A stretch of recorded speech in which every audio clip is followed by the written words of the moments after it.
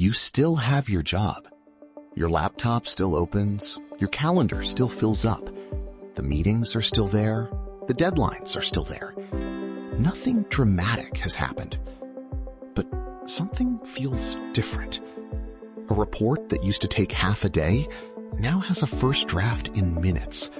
A client email that once required careful wording can be generated instantly.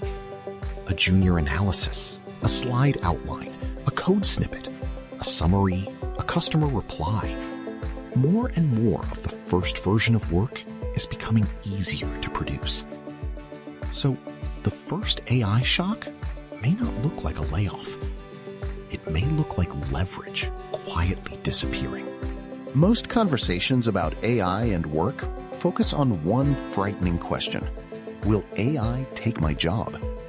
That question matters. For some people, in some roles, displacement is a real risk.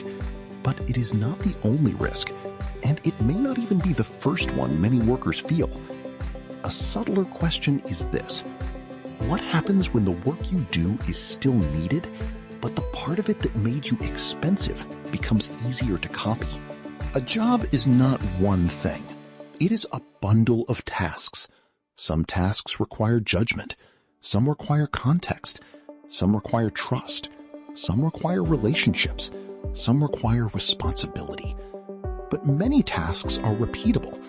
Write the first draft, summarize the meeting, clean the data, generate the chart, prepare the response, compare options, create the outline. When AI makes those repeatable parts faster and cheaper, the worker may not vanish, but the worker's bargaining position can change.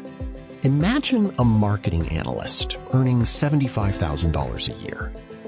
Before AI enters the workflow, their value appears to come from many visible outputs: reports, summaries, campaign slides, client updates, performance analysis.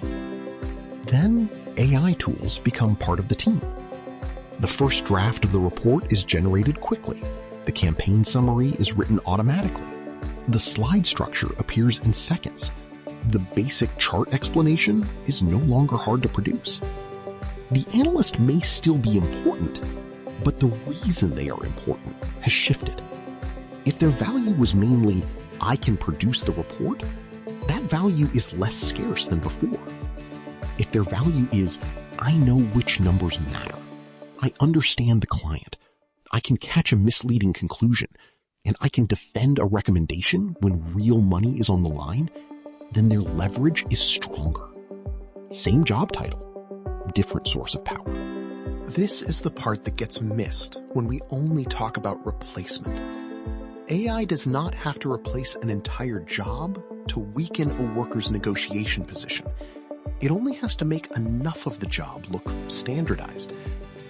Once a task becomes easy to generate, it becomes easier to compare. Once it becomes easier to compare, it becomes easier to measure. Once it becomes easier to measure, it becomes easier for an employer to ask, why does this take so long? Or why do we need as many people doing this? That does not mean the employer is always right. It does not mean the AI output is always good. Often it is shallow, generic, or confidently wrong. But bargaining power is not based only on what is true. It is also based on what decision makers believe is replaceable. This is why exposure is not the same as job loss. Some research estimates that a large share of knowledge work jobs may be affected by AI. But affected does not mean eliminated. A task can be exposed to AI and still require a person. A role can become more productive without becoming obsolete. A worker can use AI and become more valuable. The difference is whether AI complements the worker or substitutes for the worker's main source of value. If AI removes low-value friction, it can help. If it handles boring drafts, routine summaries, or repetitive formatting, the worker may get more time for thinking, strategy, judgment, and relationships. But if the organization treats the AI output as the real product and the human only the person who checks the box, then the human role can become thinner. That is the leverage problem. Leverage is not just skill. Leverage is how hard it is to continue without you. If your work depends on context that is not written down, your leverage is higher. If people trust your judgment under uncertainty, your leverage is higher. If you coordinate across teams, handle trade-offs, or take responsibility for consequences, your leverage is higher. If your work is mostly producing a repeatable output from clear instructions, your leverage is more exposed. This does not make the exposed work worthless. It means the price pressure is stronger. At the top is scarce judgment, deciding what matters when the answer is unclear. Below that is assisted skill, using tools to move faster, but still needing human direction.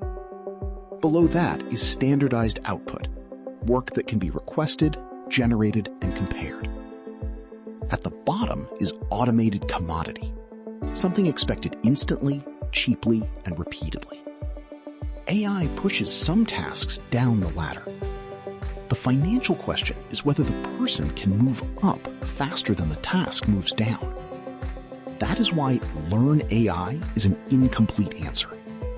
Using AI tools may help, but tools alone do not create leverage. If everyone can use the same tool to produce similar output, the tool becomes the new baseline. The stronger question is, what can you attach the tool to? Can you attach it to domain knowledge? Can you attach it to taste? Can you attach it to client trust? Can you attach it to operational responsibility? Can you attach it to decisions where being wrong has consequences? Because the closer your work gets to consequence, the harder it is to reduce it to output. This is also why entry-level work may feel especially pressured. Many early career roles are built around producing first drafts, summaries, research notes, basic analysis, tickets, documentation, and support responses. Those tasks are not meaningless. They are how people learn. But if companies automate too much of the training layer, they may reduce the path that creates experienced workers later. That is not just a worker problem. It is an organizational problem. You cannot have senior judgment without some system for developing junior judgment.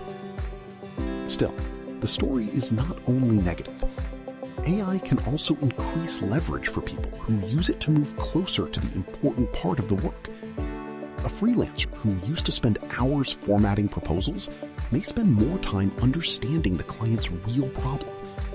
A software developer who spends less time on boilerplate may spend more time on architecture, reliability, and trade-offs.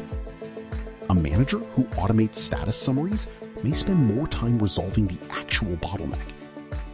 The same tool can either compress a role or expand it. It depends on who controls the workflow, who owns the relationship, who understands the system, and who gets credit for the result. So the useful question is not, can AI do my job? That question is too broad. A better question is, which parts of my work are becoming abundant, and which parts still require trust, context, judgment, or responsibility? Because income is not only about effort, it is also about scarcity. If the market believes your main output is now easier to produce, your effort may stay the same while your leverage declines. That is the uncomfortable part. You can be busy and still become less powerful. You can be productive and still receive less of the upside. You can keep the job and still feel the ground move underneath it. The goal is not to panic. It is to see the shift clearly. AI may not take your job first. It may take the parts of your job that made your work feel rare. And once you see that, the strategy becomes calmer. Do not protect the task. Protect the judgment behind the task. Do not compete only on speed. Compete on context. Do not just produce the answer. Understand why the answer matters, who it affects, what could go wrong, and what decision it supports. Because the future of work may not divide people into those who use AI and those who do not. It may divide work into what becomes cheap output and what remains trusted judgment. And your leverage lives in the second category.